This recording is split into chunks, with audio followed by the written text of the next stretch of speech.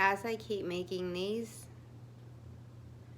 I watch them and I see how fucked up I really am. Maybe that's what I needed to see for myself. Even though it wasn't my fault.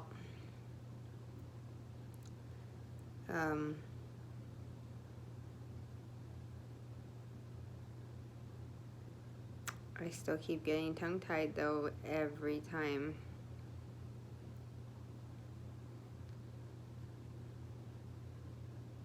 But I don't want to erase anything because I want to see the mistakes that I'm making, the repetitiveness that I keep doing, pausing, forget what I want to say. All of this entails with my illness.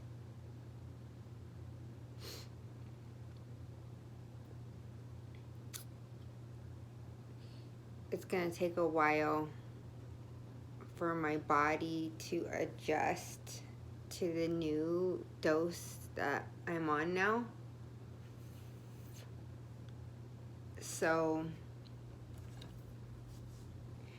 I'm still not gonna be 100%, but at least I won't have any more seizures. So today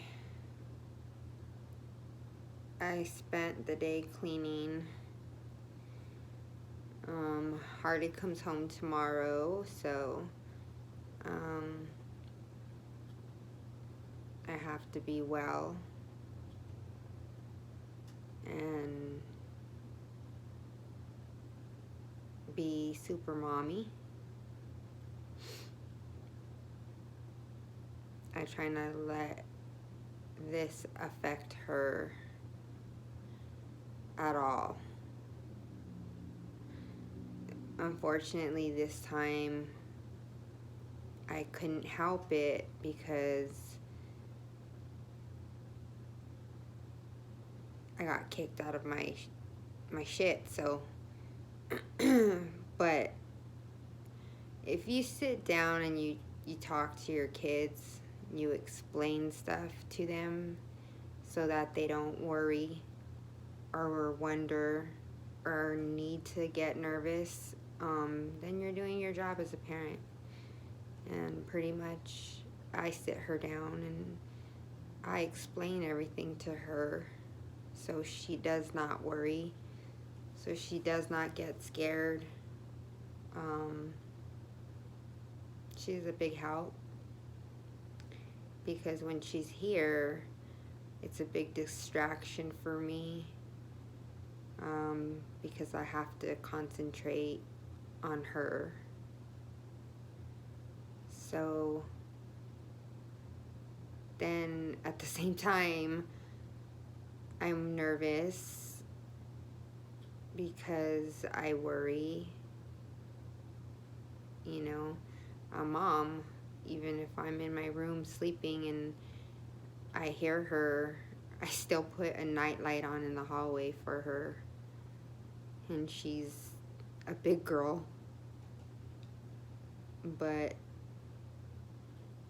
I can't help it. That's just me, I guess. I try not to be overprotective by looking at me and the shit you see me do and say. You would think I'd be like a fucked up mom, but actually that's the one thing that I can say that I do right. I'm not perfect. I make mistakes, lots of them, but I make sure she knows that I'm here always available, no matter what. And I make her feel like she can come to me and tell me anything.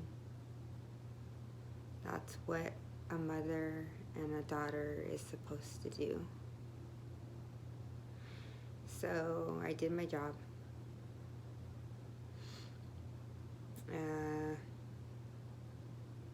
She's a lot like me in some ways. She's smart, very independent, messy. If I were to take you into her room, you'd see her floor is covered with clothes, and her closet's full of them, and her dresser's full of them.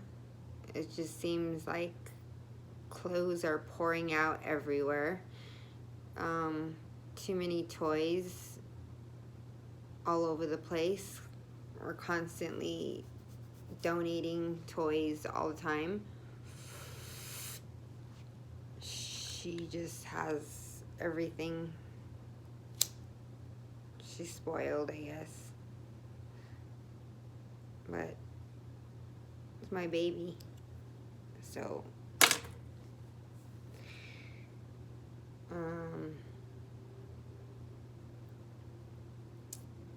I'm gonna be making dinner in a little while, so it'll be ready early.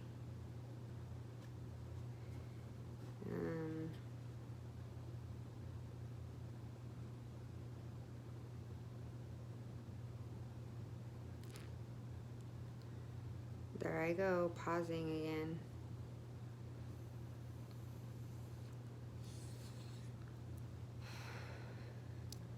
I don't know. I think it's gonna take me a while to get used to this shit.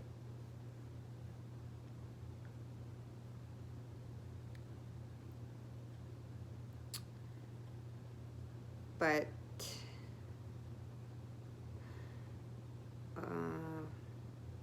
like I said, one day at a time, right? Today wasn't so bad.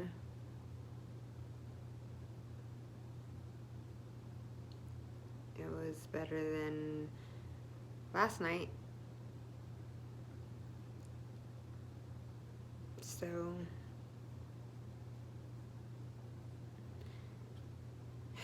just gonna finish cleaning. I hate cleaning. I hate it. I miss Molly maids. Whatever, but I admit it, I'm messy. I've always been messy.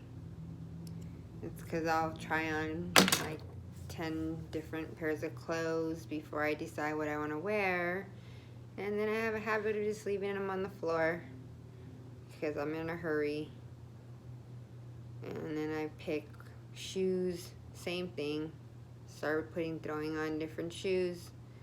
Clothes and shoes all over the bedroom. Always. My husband's always yelling at me. Pick up the clothes. Pick up the clothes.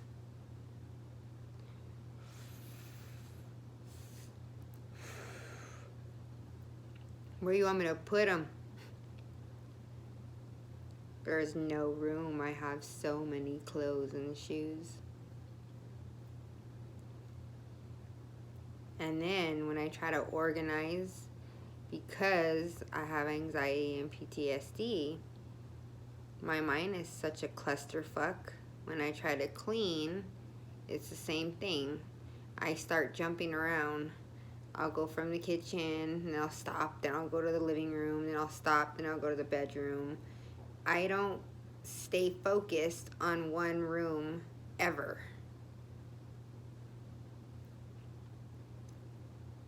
So that's something I need to start practicing.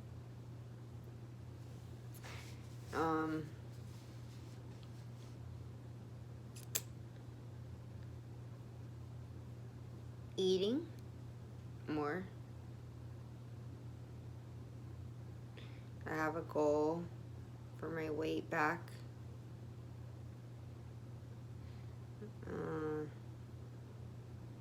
That's where this comes in hand. If it wasn't for this, I wouldn't be eating. So,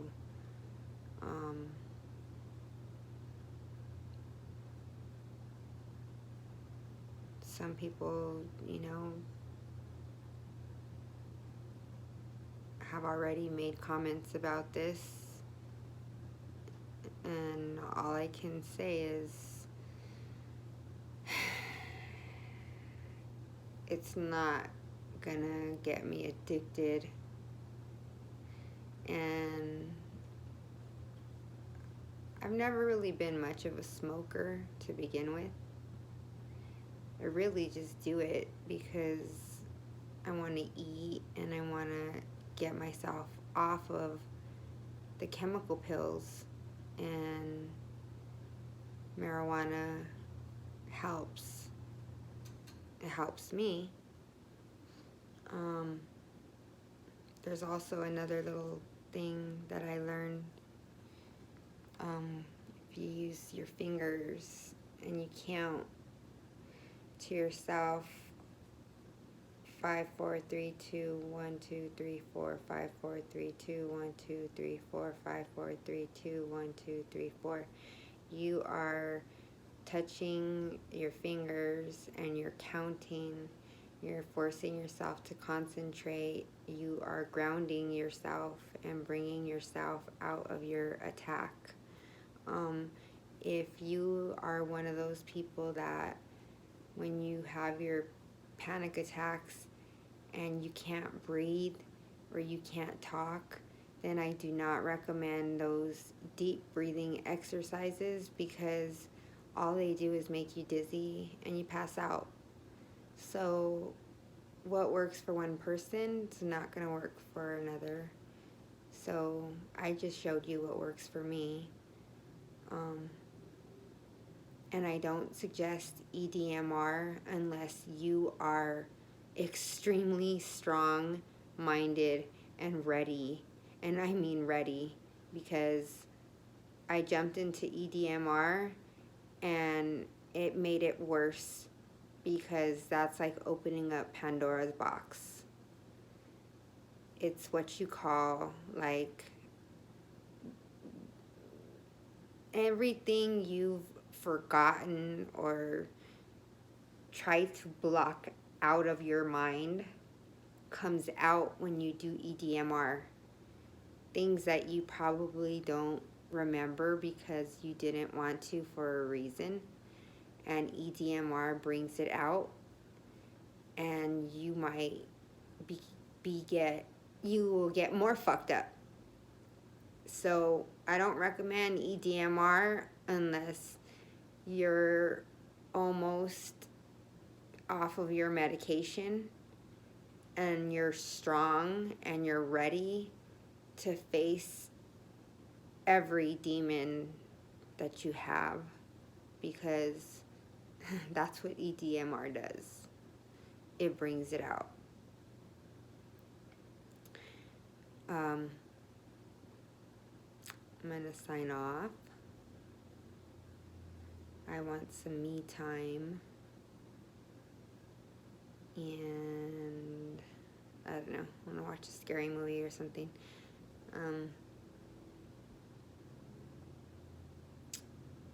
I have to finish cleaning too. I was procrastinating on that shit today.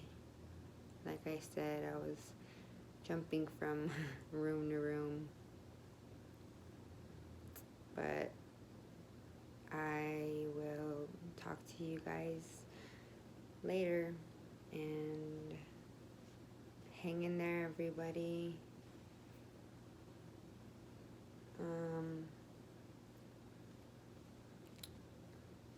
Don't give up. Don't give up.